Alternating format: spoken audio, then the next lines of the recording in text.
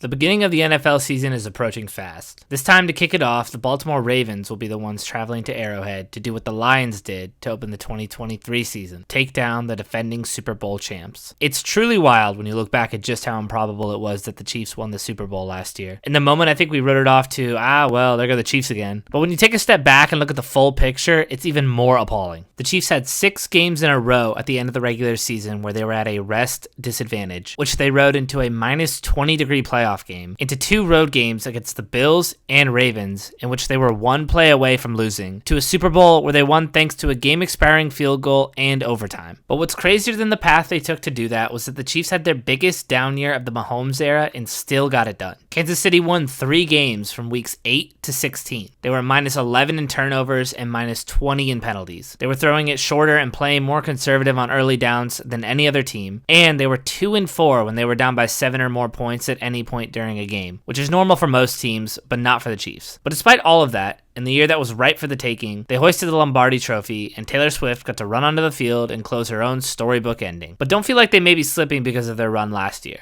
The Chiefs will be back this season, almost assuredly. They added some speed in the receiving core and are hoping that Xavier Worthy or Hollywood Brown become baby Tyreek. Rashid Rice needs to say he's sorry to Dallas PD before he gets on the field, which for the Chiefs' sake hopefully doesn't take too long because he was a great weapon to end last year. The losses of Willie Gay, L'Jarius Sneed, and Mike Edwards may give Spagnuolo a little bit more to think about, but keeping Chris Jones and Trent McDuffie is plenty to work with on the defensive side of the ball. Their schedule is tough out of the gate, but eases up towards the end of the season. The opposite of last year, and definitely the more preferred route. The age of Kelsey, who now has a pretty fun second life leaning on his decision to retire, could be the domino to knock them down a peg. But realistically, barring any health problems, the Chiefs will be right back in the mix yet again. The goal for Kansas City is crystal clear this year. Become the first team to win 3 straight Super Bowls. It's the standard that's been the standard, because with Mahomes, the standard is the standard. Ain't that right, Mike? We do not care. If the Chiefs were to suffer tons of injuries or fall off in any way, it wouldn't really matter because they already have the dynasty under their belts. But thankfully, if they were to fumble this opportunity of a three-peat, we would get at least 2 more years of cushion before they get another attempt. It is guaranteed.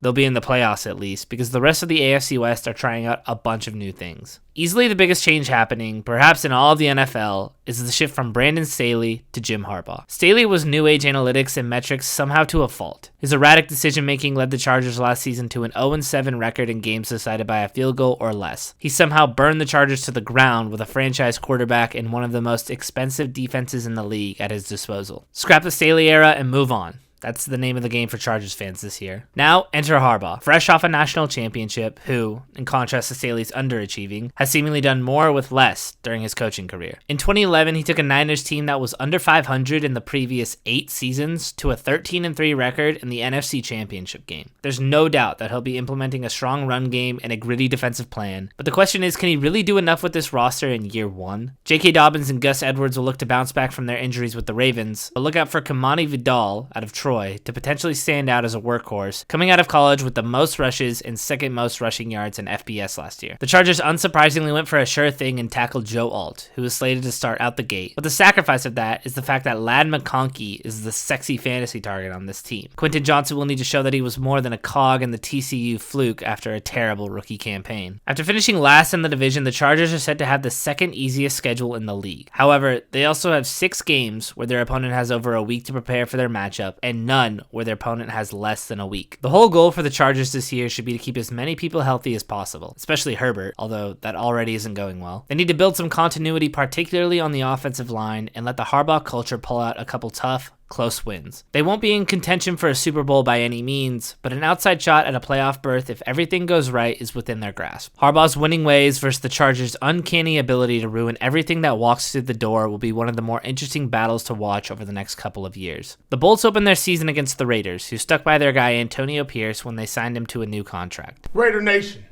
stand up. At the least, Pierce will be a drastic culture change from the jabroni twins of Josh McDaniels and Jimmy G, who were so full of themselves they even had Devontae Adams down to kick them to the curb. The issue with hiring Pierce may come from the fact that the team's run towards the end of the season to get him the job was maybe a bit of a ruse. It was marked by the beatdown over the Chargers and the win over the Chiefs, the latter being a win which has given the Raiders the confidence to bring puppets to the rivalry that they may very much soon regret. The Raiders won that game over the Chiefs thanks to 2 defensive touchdowns. It highlights the overall overarching stat that the Raiders were 7-3 if they recorded a takeaway last season and 1-6 when they didn't. Not a strategy you want to bank on year over year. They also lost every single game they trailed by 7 or more points, meaning that they surely don't have the offensive firepower to stage comebacks, something that was only addressed in the form of Gardner Minshew, who was a Pro Bowl QB last season, but may look a little different under Luke Getsy's play calling than Shane Steichen's. The conservative play style the Raiders will likely trot out will limit their ceiling, but with the addition of Christian Wilkins to an already stout and budding defense, it should complement the run-heavy, no-turnover mindset. They face one of the tougher schedules in the league and will be a very long shot to make the playoffs. But this year is about changing culture and moving forward instead of backwards in Las Vegas. It looks as if Pierce is beloved by his players, which I'd say is the most important trait a coach can have. The Raiders were the least penalized team in the league last year, a nod to Pierce's ability to get his players in line. Beloved by his players is something that I'm not so sure Sean Payton is working with in Denver, at least not by one corny Subway connoisseur. Hey, you wanna split this Subway sandwich? It is my signature sandwich. Peyton reminds me of that friend's dad from growing up who you never felt very comfortable around, because anytime that friend misbehaved in any way, the dad would be a little too overly physical and aggressive, and all of a sudden your homie's crying in front of you and the vibes of the playdate were ruined. Be quiet, I'm answering the question. Peyton and Broncos fans are going to be quick to blame everything last year on Russ. Peyton does have a lot of ground to stand on in the fact that Russ was scared to throw anything besides a check down or an occasional bomb. Wilson threw 27% of his passes behind the line of scrimmage, which is the single highest percentage out of all 509 QBs the last 18 seasons. He also only threw 26% of his passes between 5 and 15 yards downfield, which was, you guessed it, the single lowest percentage out of all 509 QBs the last 18 seasons. Russ was also holding onto the ball for forever when he was attempting these passes. The only other QB who was holding onto the ball longer and getting sacked more than Russ was Justin Fields, which should be fun for the Steelers. But it wasn't all on Russ. Peyton is going to have to reshape this defense, which was pretty god-awful, especially against the run. Through the first 5 weeks of the season, no team since 2000 had allowed more yards per carry than the 2023 Denver Broncos. You may also remember the Broncos' 5-game win streak they had in the middle of the season, but in all of those games, they won the turnover battle, and in total, won it by plus 13 over the course of 5 games. Once they stopped doing that, they fell back down to earth hard. Now Peyton will try to recreate his Drew Brees glory days with Bo Nix, who, on the surface, fits the supposed quick passing scheme Peyton wants to run. Nix ran an elite offense at Oregon last year, but that was with an elite receiving core, elite line, and elite running backs. He was one cog in an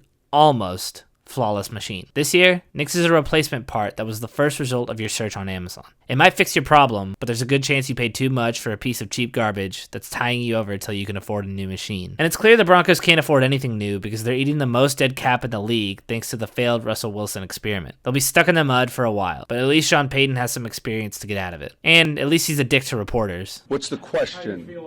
I just finished telling you. The Broncos, Raiders, and Chargers have their work cut out for them. Last season was their chance to take the throne from Mahomes. Now, the Chiefs come a bit reloaded on offense, and I, like everyone else in the world, expect them to win the division for the 9th year in a row. Here's how I think the standings shake out. It would be super cool if I'm wrong, but I already took a stab at crowning the Chargers champs last season, and I won't make that mistake 2 times in a row.